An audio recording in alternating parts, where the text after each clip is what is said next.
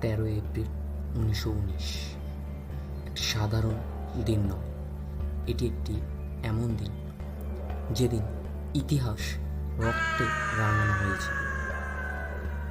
অমৃতসর, জালিয়ানওয়ালাবাগ, একটি বন্ধ প্রাঙ্গণ, হাজার হাজার নিরস্ত্র মানুষ, আর বাইরে দাঁড়িয়ে একজন মানুষ যার হাতে বন্দুক আর মনে করুণা নেই।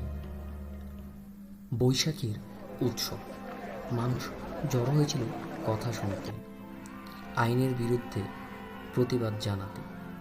কেউ ভাবেনি এই জায়গাটাই হয়ে উঠবে মৃত্যুকূপ। চারদিকে উঁচু উঁচু দেওয়াল, বেরোনোর পথ প্রায় নেই। হঠাৎ একটি আদেশ, আর তারপর গুলি শব্দ। কোনো সতর্কতা নেই, কোনো সুযোগ নেই। টানা 10 মিনিট ধরে গুলি চলে। গুলি চলছে যতক্ষণ না বন্দুক নিস্তব্ধ হয়। মানুষ দৌড়াচ্ছে, কিন্তু পালানোর জায়গা ছিল না। কেউ দেওয়ালে ধাক্কা খেয়েছে, কেউ পড়ে গিয়ে আর ওঠেনি। অনেকে ঝাঁপ দিয়েছে সেই কুয়োয় যেখানে আজও যেন চাপা কান্না শোনা যায়। কিন্তু প্রশ্ন শুধু এটুকু নয়, কতজন মারা গিয়েছিল। প্রশ্ন হলো, এই একদিনের রক্তপাত কিভাবে বদলে দিল একটি জাতির ভবিষ্যৎ। সরকারি হিসাব বলে কয়েকশো, কিন্তু ইতিহাস জানে সংখ্যা ছিল অনেক বেশি।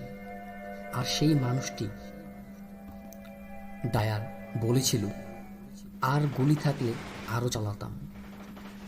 সেই মুহূর্তে শেষ হয়ে গেছিল ভয়, জন্ম নিয়েছিল প্রতিরোধ।